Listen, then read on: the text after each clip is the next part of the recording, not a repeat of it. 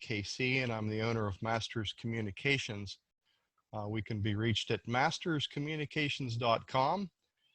For this presentation, we're going to be talking about the DRA series digital radio adapters and how they are implemented to convey digital communications in amateur radio.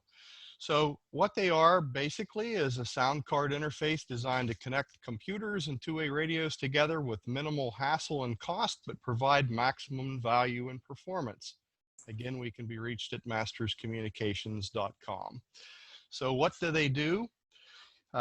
Each one of these is a radio adapter that is optimized. It's an optimized sound card per se that's used to connect two-way radio to a computer or host for conveying digital communications.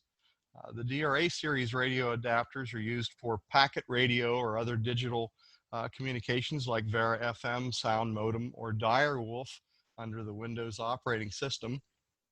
They can be they are a result of the re-engineering of the successful RA series All-Star Link radio adapters that we've been producing for years.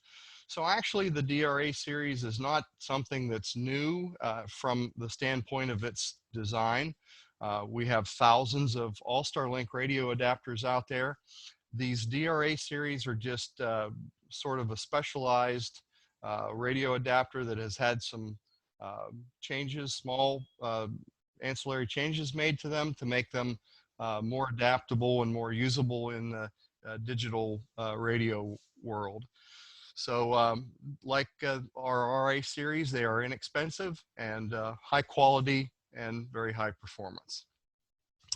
So what applications do they work with? A sound card interface like the DRA series can be used with appropriate software to modulate and demodulate various digital radio signals. They include AFSK, GSM, Vera HF, Vera FM. That's what probably most of you will be doing. RDOP, Winmore, FT8, PSK, all of them, and certainly many more. In addition to Winlink Express, there are other software applications that may require other software that can be used to convey other digital communications, and some of those protocols are FLDigi, Vera Chat, and FT4 and 8. So why should we consider a DRA series radio adapter over something else? Certainly we're not the only one that produces interfaces to connect radios to computers. We feel that our stuff has the highest audio quality. The DRA series uses the genuine C-Media CM119A USB audio chipset. It ensures the highest quality audio for fastest throughputs. This part is obtained through the manufacturer's distribution system and is guaranteed genuine. There are some manufacturers out there that are using Chinese fakes. We don't believe in that type of business protocol. It's a very high quality overall. The quality is very high with the DRA series. We use the highest quality parts for the best performance. This includes a custom engineered PC board, which I actually produced myself. Top quality components from Nichicon, Rubicon, Panasonic. That's where our electrolytic capacitors come from. We use gold-plated machine IC sockets and Vichet resistors and boron trimmer pots. So it's all very high quality components. Another reason you should consider our stuff is we build in some protection that other radio adapters don't. One of the things that we have that other manufacturers maybe haven't even thought of is what happens if you put this apparatus on a mountaintop or a remote location and the application fails, and now you have a radio that happens to be stuck in transmit. That would be a horrible thing. So all RA and DRA series radio adapters include a heartbeat monitor. When the CM119 is happy, the software is running, you'll actually see a green LED flash. When that happens, you will additionally see a blue LED called COM OK illuminate. And that means that the radio adapter and the host computer are communicating with one another and everything's happy. If the heartbeat LED should stop flashing because the radio adapter or communications to the appliance has failed in some way because the software has stopped, crashed, whatever, the blue COM LED will go out. And when that happens, the health status becomes at a point where it says, hey, I'm not okay anymore. I'm not ready for operation. So when the blue LED is not illuminated and something isn't right, the push-to-talk circuitry is actually disengaged. And at that point, it's impossible for the radio adapter to continue to push-to-talk the radio. So if that should happen, then the radio gets disabled and no emergent trips or inconvenient trips to the radio site to kill a stuck transmitter. The circuitry was designed to operate no matter if the heartbeat is stuck in the on or off state. I've seen it happen both ways with different applications that's driving this. Sometimes when the communications is lost, the LED's lit. Sometimes it's not lit.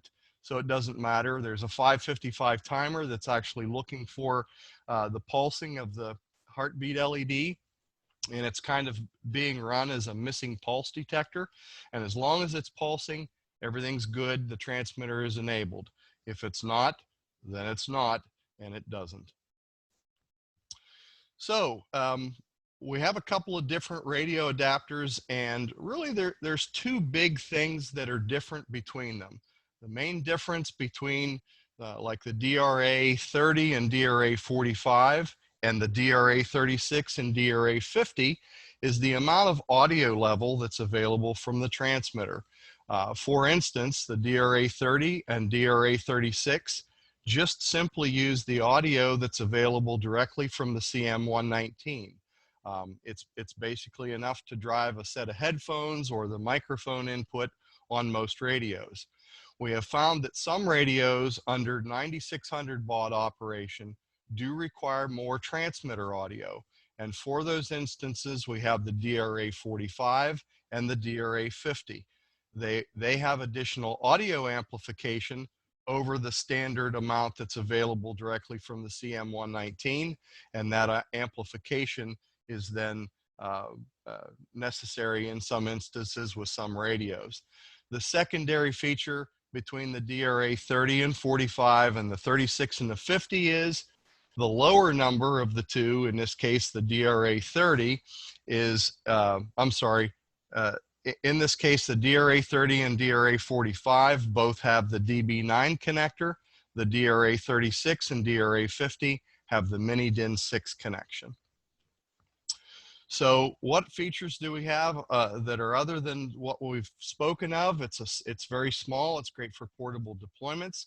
We have 3 status LEDs to let us know that we have push to talk, a heartbeat, and the communications to the computer are good.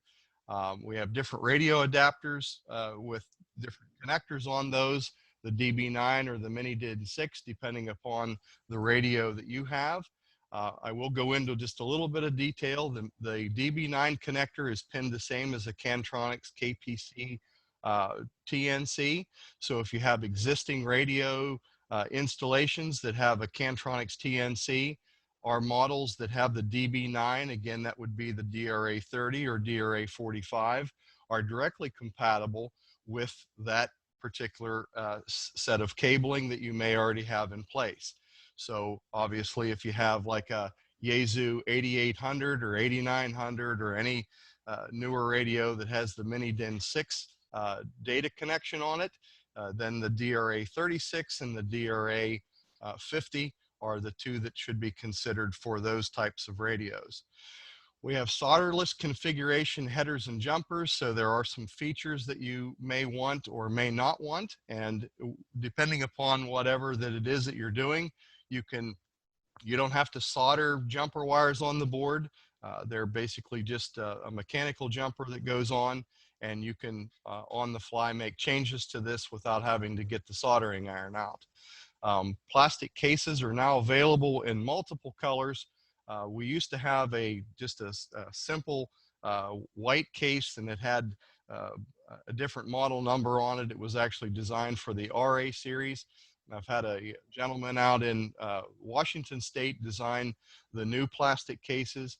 They're very nice. They'll work with either the DB9 or the mini DIN 6 radio connector. And they have some really neat features, like you can use a piece of white plastic filament to bring the light from the surface of the printed circuit board where the LEDs are out to the surface of the lid. It's used like as a little light pipe or a fiber optic cable. And it's very nice. It's a very elegant design case. And we actually 3D print all of those in-house. Everything is made in the USA from mainly US and Japanese components. I try my best not to source things from China if at all possible. In some cases it's a necessity, but in most cases it's not. And we believe in keeping things here stateside if we possibly can. All of our products are available as a complete kit where you assemble it, comes with all of the components, or assembled and tested. Right now, the assembled and tested is kind of on a you ask me, and I basically ask a team of people that I have put into place whether or not they're available to assemble, and we give you a timeline that's available then to choose from. So, you know, in the spirit of ham radio, things are available as kits. The CM119 is a surface mount component. It does come pre-soldered on the board so that when you do the assembly, it's just through hole components. And most people that have soldered some things together before, even if it's just making, you know, radio connections with DB9s or whatever, most people would have the capacity of building these things themselves. So this is a DRA30. It's the most basic radio adapter that we have. It has the DB9 radio connection on it. All of the radio adapters do have 3 potentiometers. There are 2 transmit pots and 1 receive pot. And you might ask, well, why would you have 2 transmit pots? You have to remember this particular integrated circuit was intended to be used as a pluggable USB sound card for Windows computers. So it has a right and a left headphone audio output. We choose to bring both of those out because you may want to do things with one or the other audio. So all the radio adapters do have both transmit audios brought out at least to a jumper or completely out to the DB9 connector.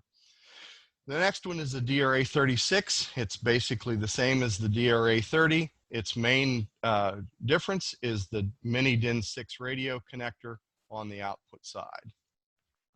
The DRA45 is basically the DRA30, but the additional audio amplification with these 2 integrated circuits here on the right-hand side.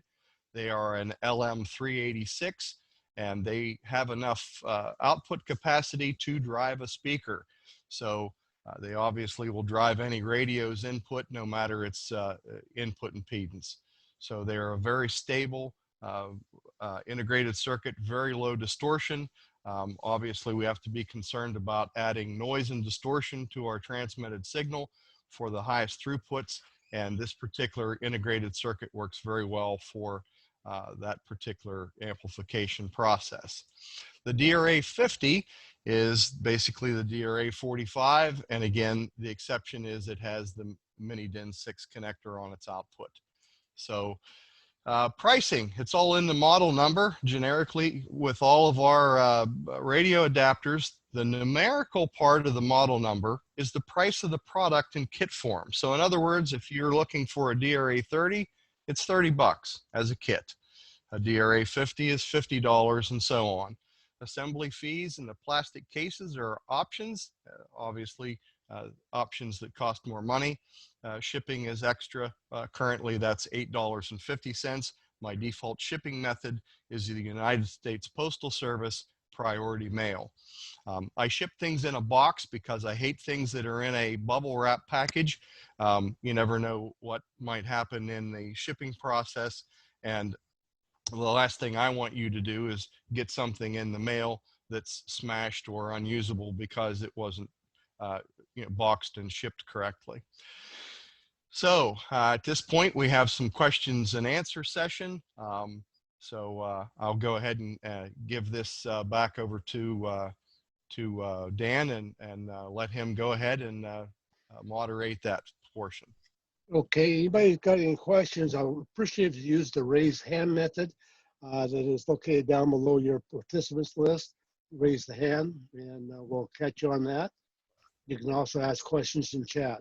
Any questions out there?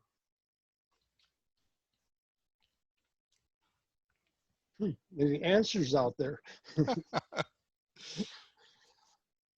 Okay. While people may be coming up with some questions, I will just give a brief synopsis of what has transpired with the DRA series. We've had some questions in the past about is there a difference between, people may have bought the RA series before the DRA series was available, and is there a difference between them? And where audio is concerned, there is no difference. The audio quality and quantity is the same basically from the previous products. The DRA series just has jumpers and different connectors and different wiring of those connectors to make it more convenient for the people using these things in their digital applications. So, so anyway, that's one of the things that we have covered in the past. Okay. Oliver, you're in there for a question. Go ahead. Yeah, I also want to point out, because I just saw the question in chat, if you want to raise your hand, move your mouse over the window and click on participants. And when the participants window opens up, in the lower right-hand corner, there's something called raise hand. So you can click on that and that'll raise your hand. My question is, Kevin, have you found it different? Have you found that different discriminators, that radios are very different in terms of how much drive they need? I know that for our Kenwoods, the discriminators seem to need a lot of audio. What do you recommend people do about that? So yeah, when you say discriminators, I think you meant modulators, but sure, in the instance of the transmitters needing different amounts of audio, that's the reason why we have the radio adapters that have the different amounts of audio available. Some radios, certainly on their microphone inputs, just the naked CM119 by itself, the DRA 30 or the DRA 36, is plenty of audio for the 1200 baud operation or driving the modulator or the microphone input at 1200.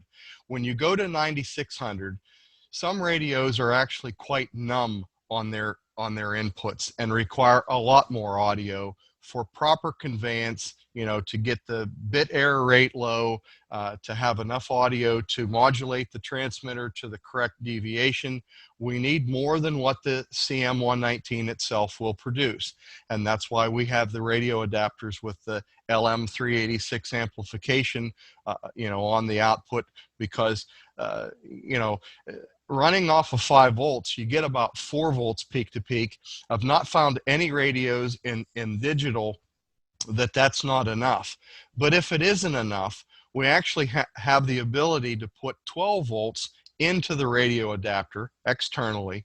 And with that, if you jack the level up in Windows, you can get 12 volts peak to peak out of that LM386. I don't care how numb that the radio is, you're going to be able to deviate it to a full amount with 12 volts peak to peak of audio. Great question, by the way.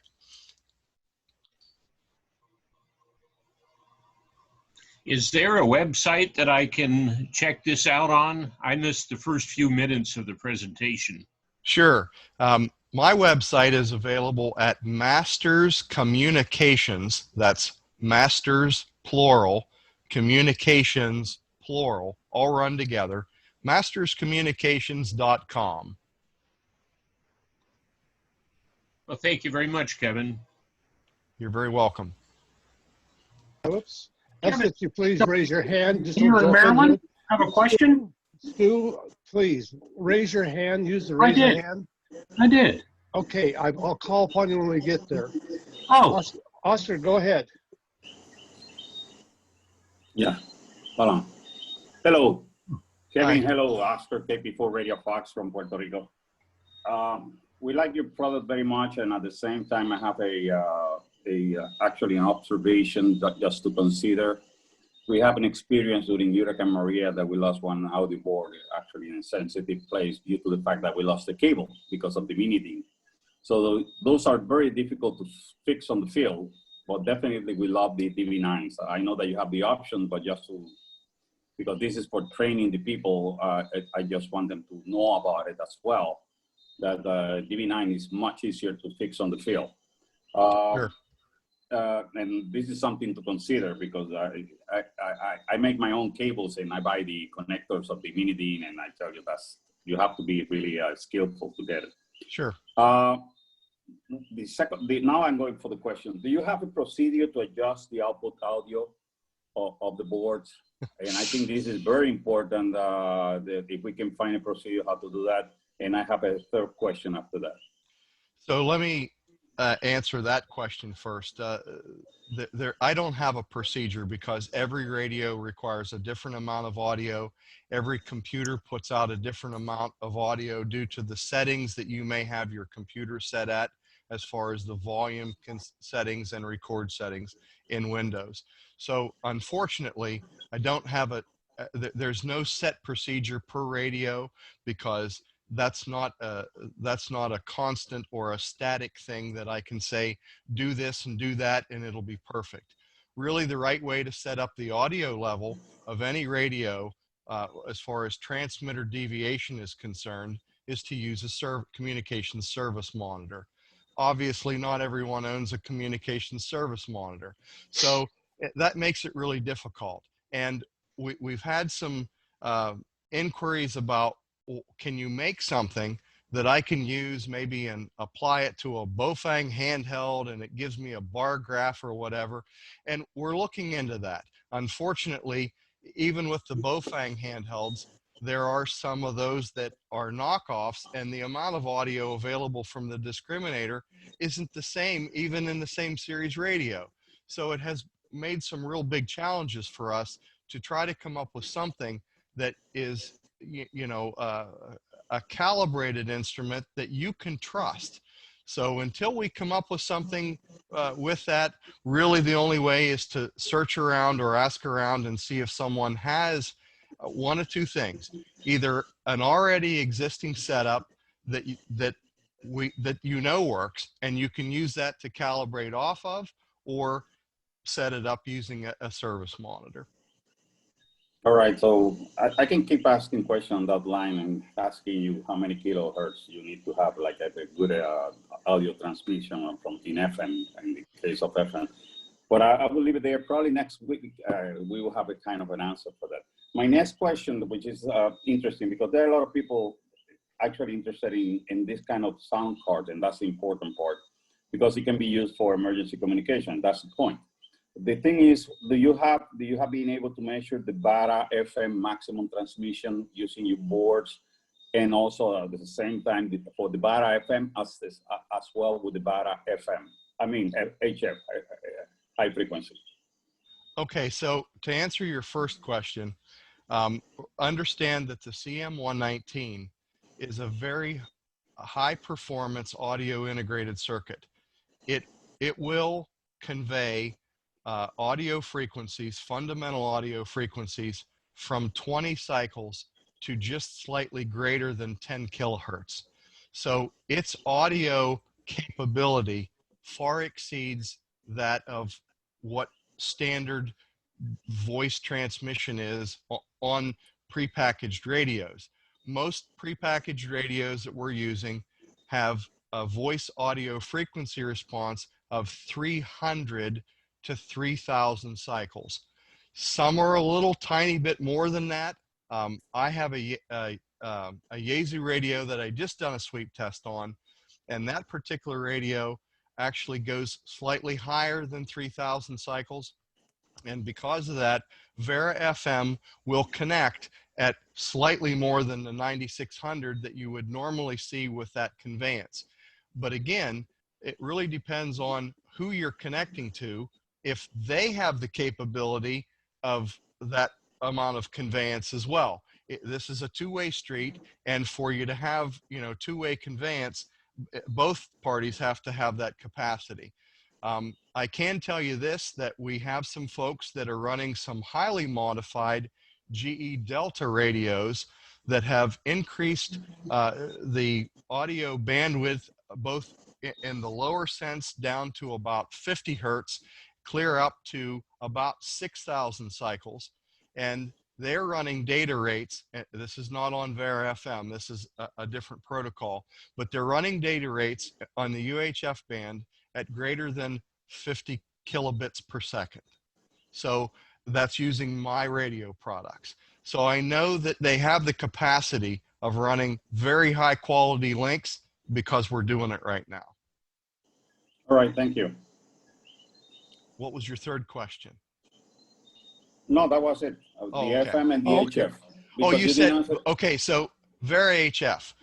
Unfortunately, right now, Vera HF does not have the capacity built in to drive the push-to-talk on the CM119.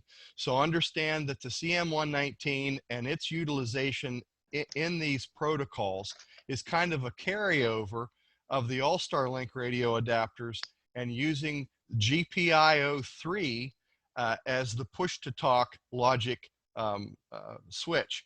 So thankfully, we have a fellow that has worked with some of the software designers to incorporate the utilization of that GPIO3 into Vera FM sound modem. I'm told that in not a lot of time, Direwolf's Windows protocol is going to have the capacity of running the CM119's push-to-talk.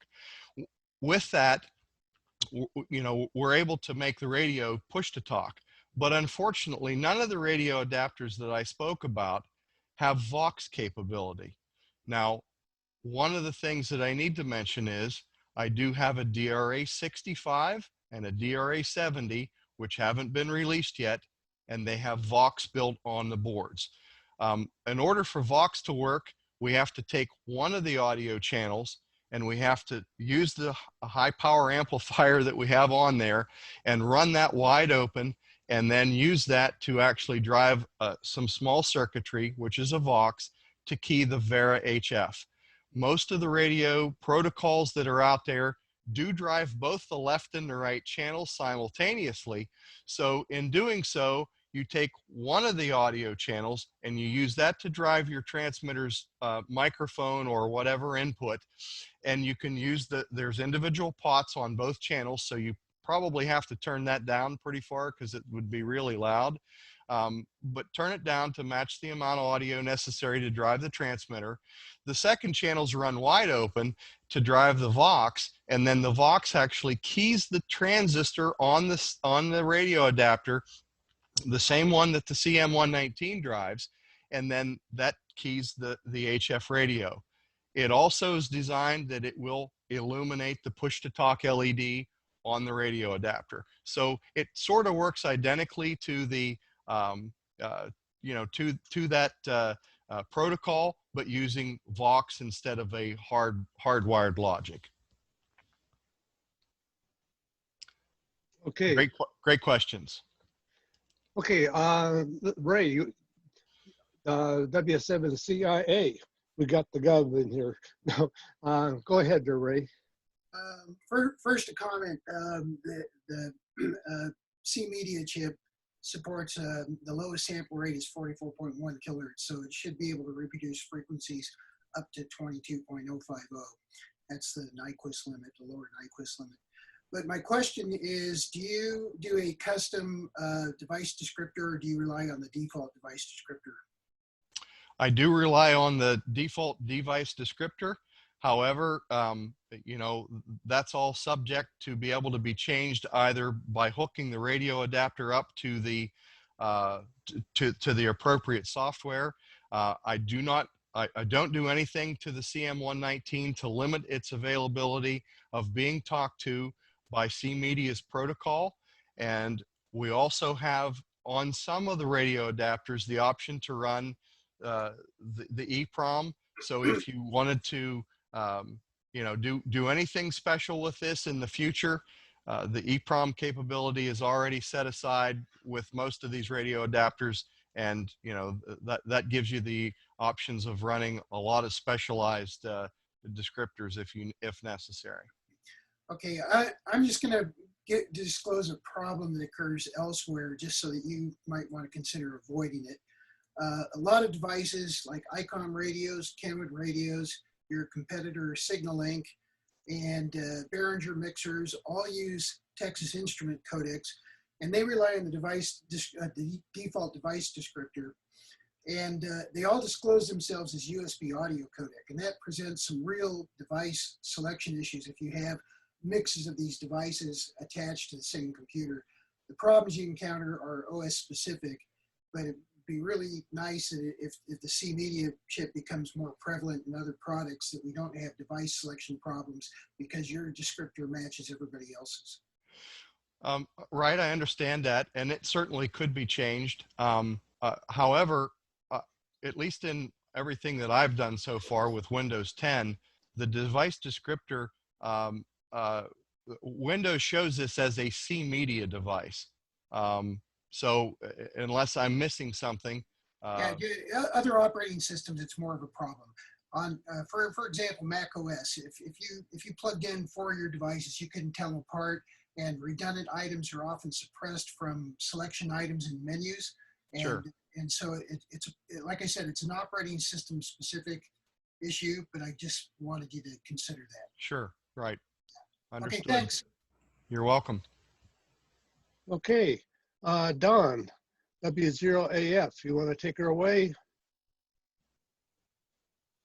Sure. Just in your presentation, you mentioned that this can come assembled or as in a box with everything has to be assembled.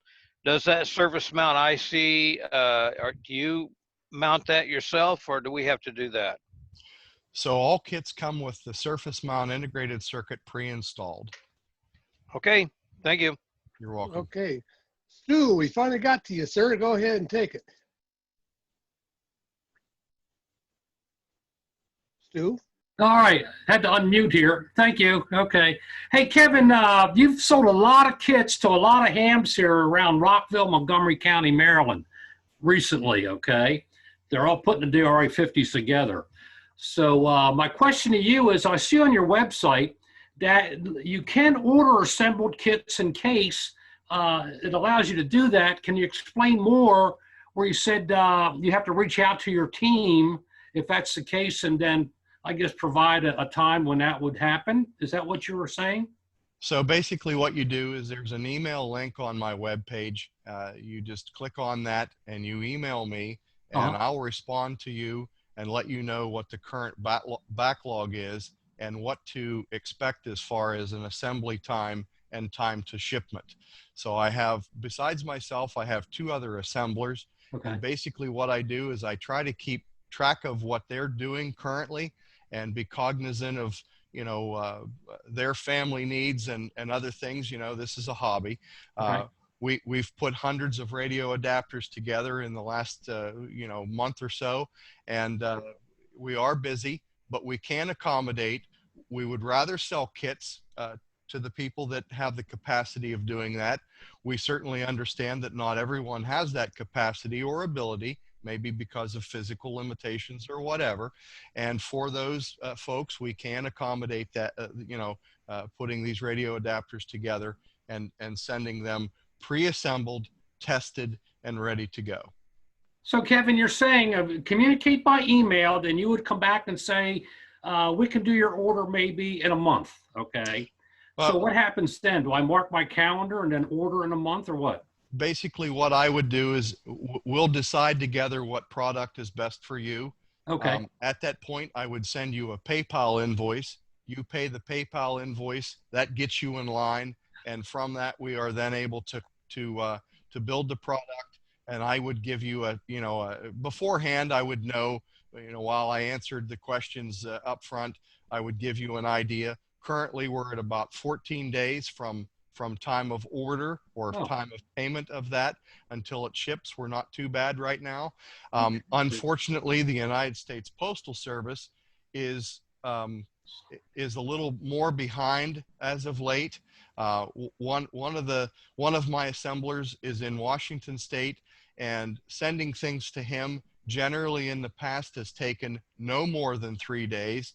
The last one took 6 days to get there. So obviously, if I'm telling people 14 days and then it ends up taking 3 more days for UPS to get it to him, and then maybe another 3 more days for UPS to get it to you, or USPS, I mean, then, you know, then it's more than 14 days. But again, it's a hobby. Most people are very cognizant that, you know, we're in a situation with our country that's difficult at times, and everyone's been very patient with us, and we certainly appreciate that. All right, thank you, Kevin. So that's how the process works. Just start with an email back and forth and go from there. Correct. All right, thank you very You're much. very welcome. Okay, Thank you. Great question. Okay. thank you. Before we go any farther, just in case, Barry, do we have any questions over from the chat area? I think that all of the questions are answered depending on how Jim, if Jim has a question, he posted it in the chat too. So let's ask his question, and then I'll see a couple of other ones. Okay, Jim, go ahead. Yeah, Kevin, I have a DRA 50, a couple of them. Can I like your new case. Can I order the case and will it fit on the older DRA 50? Yeah, so the new case, the RA-DRA case is available from the website. It's available under the DRA section. So if you go to the website, just look under the DRA section, under the RA-DRA case. We have that available in several different colors, and certainly you can order just the case by itself. You know, just let me know, you know, when you order online, it tells me what you're ordering, what color that you want, and all of that. You don't really need to communicate with me. It's all, the online ordering session works very well. All right, thanks a lot. And it does work with any of the RA and DRA series radio adapters. It's not just for the DRA series. It will work with the RA series too. You know, before this particular case was invented or created, why alls we had was the RA case, and unfortunately, some modifications had to be done to that to attempt to accommodate the mini DIN 6 connector. That required actually putting the lid. I am not a very good machinist, but I have an end mill and some things that I do here, and I actually made a thing that I'd put the case lid in, and I used the end mill and machined the lid to have enough relief that it would snap over the mini DIN 6 connector. But it also made the case very fragile, as you know, and you know that can create a problem where the lid can break or whatever. If that's not acceptable to you and you want another case, certainly they're available online, and they are the same price as the original cases are. All right, great. Thanks a lot, Kevin. You're very welcome. Thank you. Excellent question. Okay, Thomas. KF7RSF. Sorry, I had to remember to unmute my audio. Thanks, Dan. I have a 3D printer, and I have printed some of your original cases. I will have to say the design is absolutely perfect. They fit beautifully. They work extremely well. Are you going to make the design file for the new case available for download as well? I am. Currently, what I do is, if you'll send me an email, I basically have an agreement that I will make you agree to. It's very simple. It basically says that you're not going to go into the case making business to make money from them. That's what I'm here for. I don't care if you make cases for your local club. If you're not making hundreds of cases, I don't care, and that's fine. So sure, we will accommodate. Absolutely.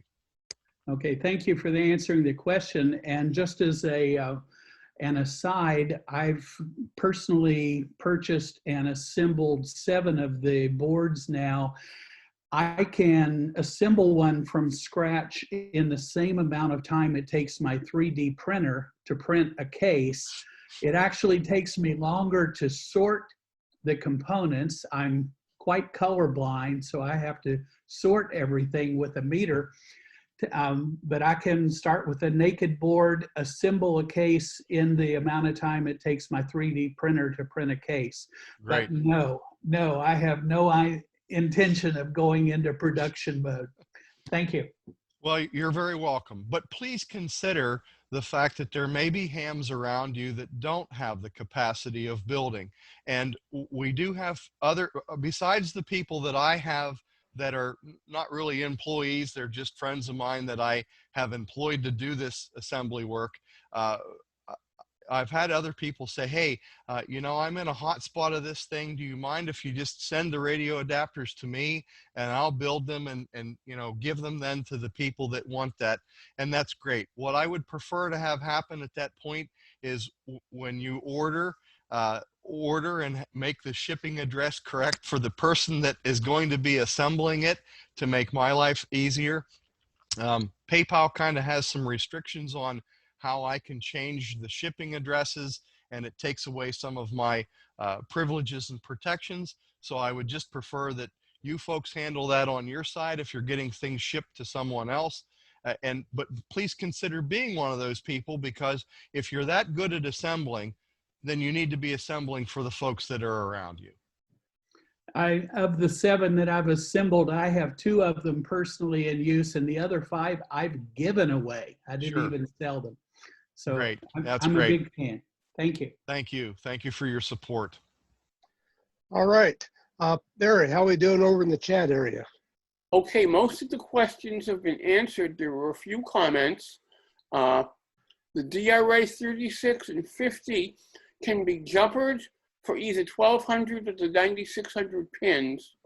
Any of our other models require a cable for the radio, which can be built either way. Is that correct? Yes, sir. That's absolutely correct. So in the case of the DRA 30 and DRA 45, both audio outputs that come out from the transmitter is on separate pins. And understand that in the case of the input to the CM119, there's no differences on board where the CM119 is concerned for 1200 or 9600 baud. But there is from where the radio standpoint is concerned. So because there's only one audio input to the board, but there may be 2 sources on the Mini DIN 6, one for 1200 and one for 9600, that has to be jumpered from one source to the other to make that switch. And there is a mechanical jumper that can be moved from 1200 to 9600 so that you don't need to resolder anything or do anything like that. It does require a quality cable with all 6 conductors installed in that. Not all you know, Mini DIN 6 or PS2 cables have all 6 conductors, so you do have to be cognizant to purchase a quality cable.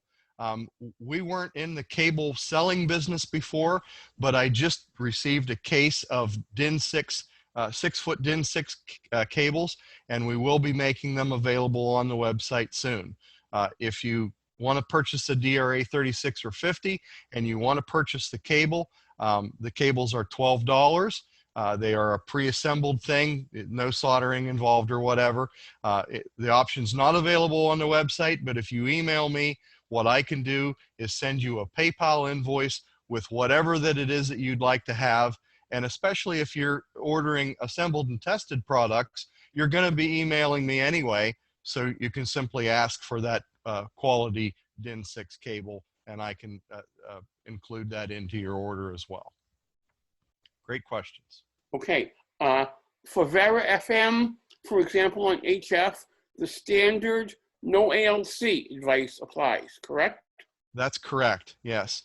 No ALC, and in Windows, you don't want to have the AGC tick checked either.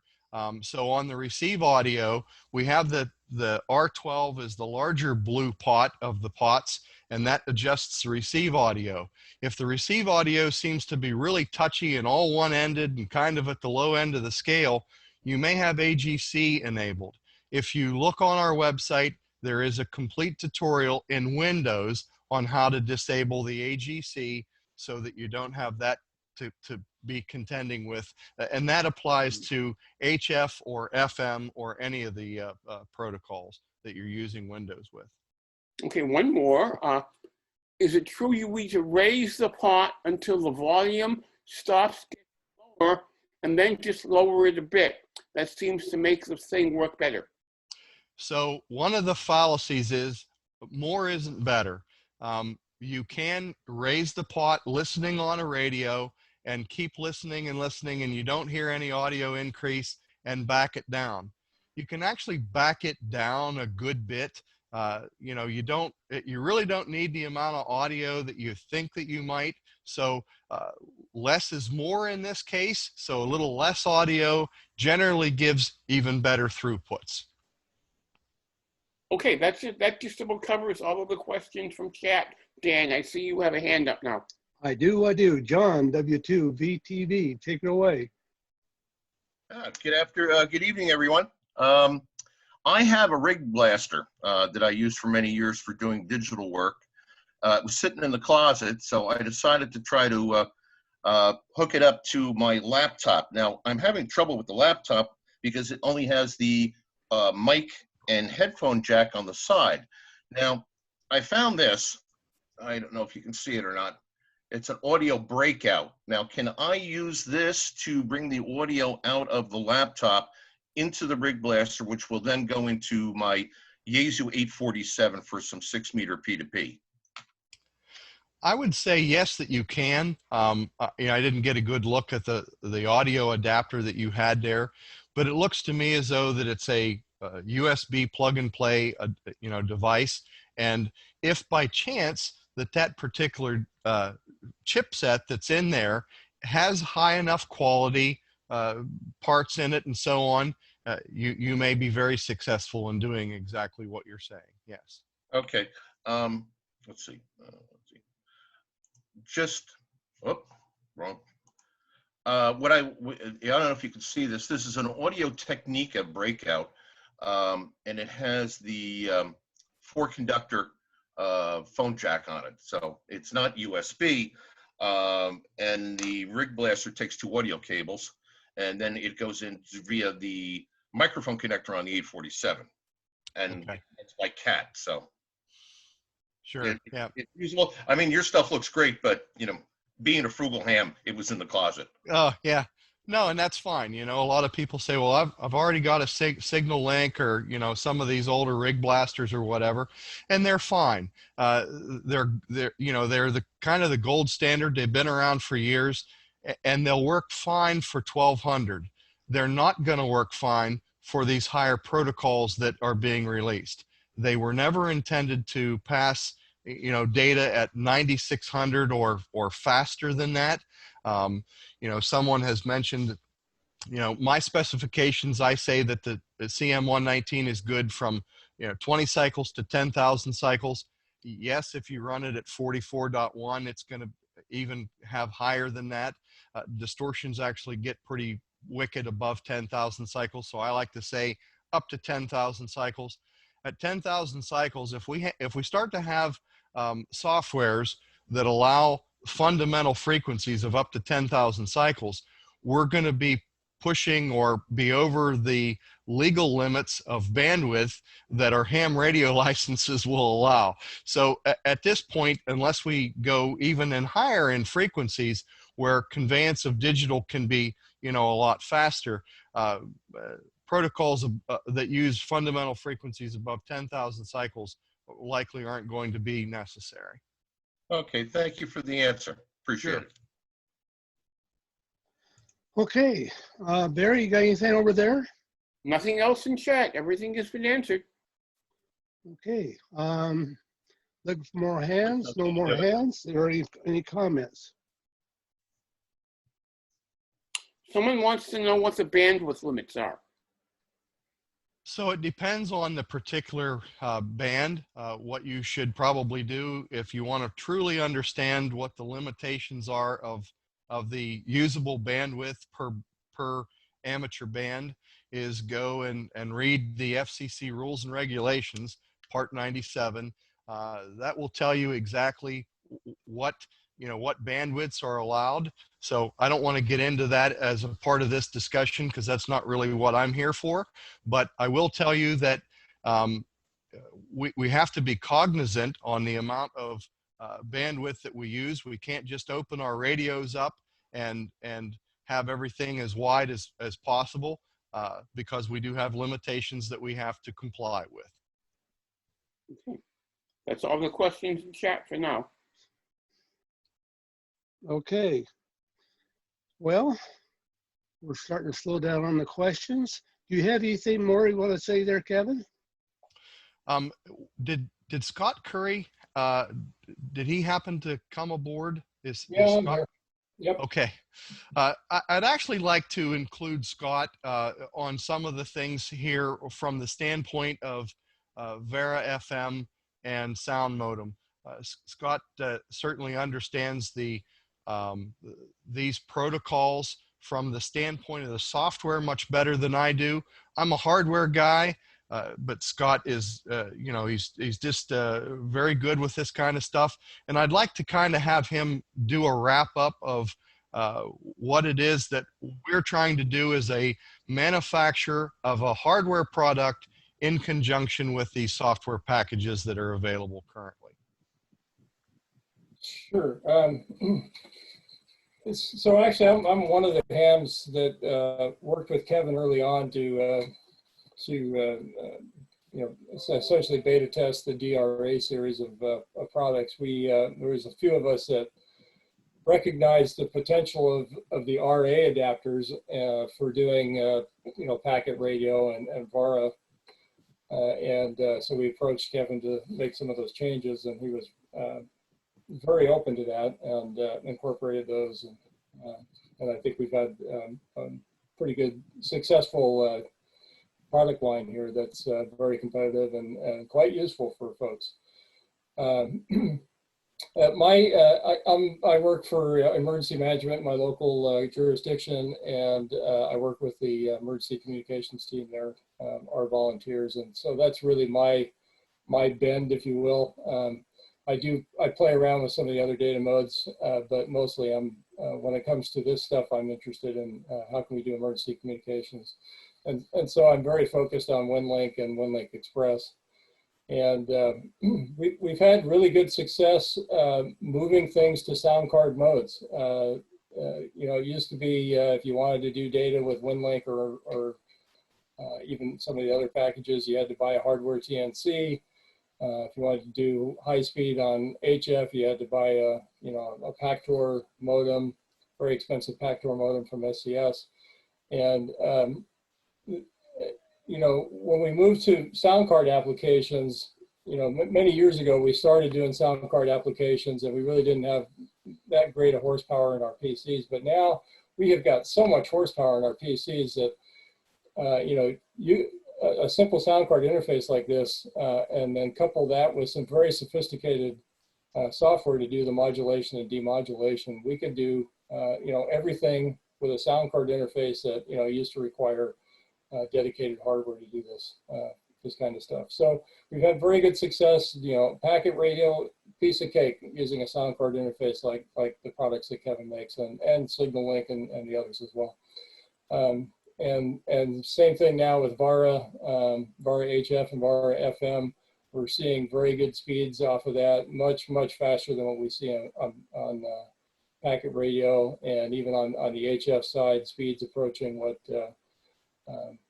we can do with Pactor 3 and maybe even Pactor 4 on good conditions. So this is really good. This is good stuff for emergency communications. We can actually start moving a reasonable amount of data, and with a relatively inexpensive piece of hardware and just some software. And most of the software is free.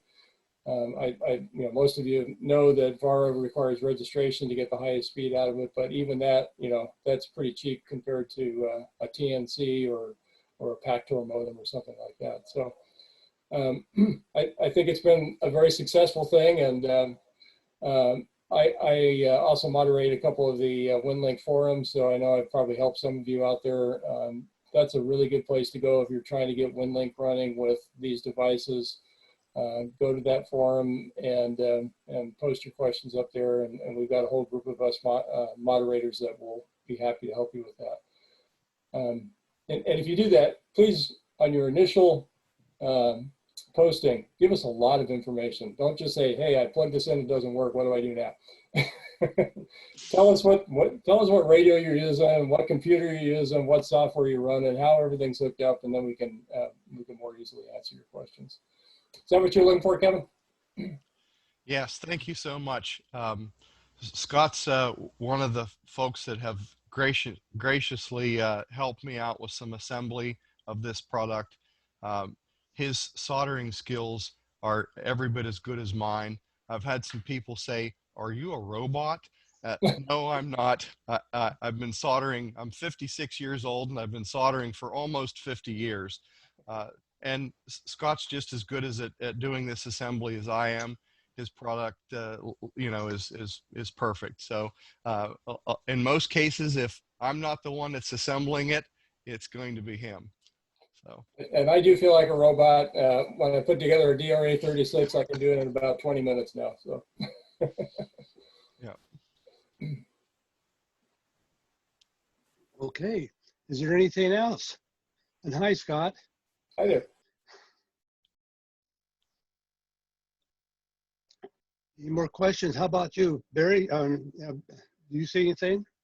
I'm looking right now. Someone wants to know if there's much activity using the old AX25 BBS digipeater systems, or has that been mostly switching over to direct? I'm going to let Scott go ahead and address that.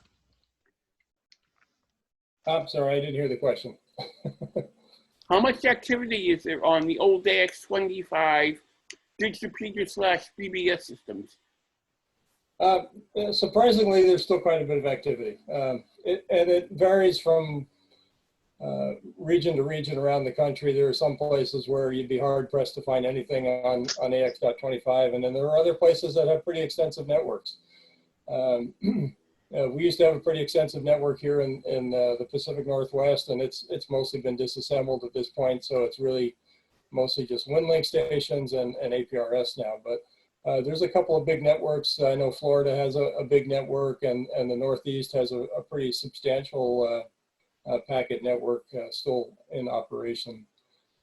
So yeah, it's unfortunately we're still running 1200 baud on most of these things, and it takes a long time to get a message through, but they're still functional. Okay. I think one of the things that's important is that this hardware certainly is capable of continuing the 1200 tradition, and then it allows you to jump into some higher modes. So, you know, if you wanted to deploy the hardware and get people enough interested in it, you know, to make a switch, then certainly you're not alienating everyone in the process of trying to, you know, get something started in your particular area. Okay. Well, is there anything? This has been a really good presentation. It is a little different than I envisioned it was going to be, but we're getting lots of conversations and lots of good discussions here. Is there anything else out here? I don't see your hands raised. Barry, how you doing? Everything is up to date. Okay. Well, Kevin, Scott, unless you guys have got some more stuff, we'll start wrapping this up. I think I'll just do a quick summary. Certainly, I'd like to thank you, Dan, you know, and Barry, and all the rest of the folks here that have gathered together to make this presentation possible. We were very happy to be a guest here today, and our hope is that we can continue to provide reasonably priced radio adapters to the ham radio community. Realize that we are very ham radio oriented in our company. We like to employ other hams to help us do our work. So, you know, there's no offshore Chinese assemblies, things of that nature. We like to try to keep it all in-house, keep it local, and keep the hobby going. So that's one of the things that that we certainly attempt to try to do here at Masters Communications. Okay, I see Jim's got his hand up. Go ahead, Jim. Yeah, I just was going to mention that Oliver got us going with UZ7HO software packet modem, and then using the DR50 sound card, and so it makes it kind of I want to say you can use either one. You can use packet or Vera FM, whichever one you want to use. Is pretty seamless that way. And I just want to thank Kevin again, because you were very helpful in getting us set up and getting all of our potentiometers set the right way. So I really appreciate it. That's all I had. Oh, thanks so much. I have one question for you, Kevin. Sure, go ahead. If they have the Hamfest in October in Melbourne, will you be coming down? More than likely I will be, yes. Okay, then I'll probably see you there. Okay, good deal. Good deal, Barry, thanks. Okay. Anybody else? Speak up or type up or something.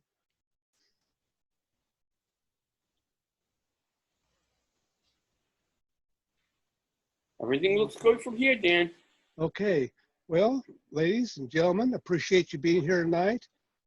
We started out with what, quite a few, over 100, I noticed. Over 100? Say again, Barry, I cut you off. 150. Okay, that's a pretty good number. So appreciate that. And at this point, unless somebody's got some more, I'm going to shut this thing down and look forward to seeing you all next week on our next part of this series. We'll email out the recording to everyone, right? Yes, I will be sending out the video links for the recording. There's no documentation on this one, so that won't be doing that. But everybody will have a chance to go through the video again and share it with other people. I wish you would. And there's one person that wants to be added to the list in the chat. Okay. That way here. I'm sorry, did I misunderstand you? Did you say you have one in chat? Yeah, he put it in chat, so you can send it to him. You can look at that later. Okay, cool. All righty. With that, I'll thank Kevin and Scott for what they've done tonight. It's been some good discussions. I think we all learned something here tonight, and that's what this is all about. So with that, I'm going to say 73s and pull the plug, and look forward to seeing all the emails I get from you guys. 73s, everyone. Good night, everybody.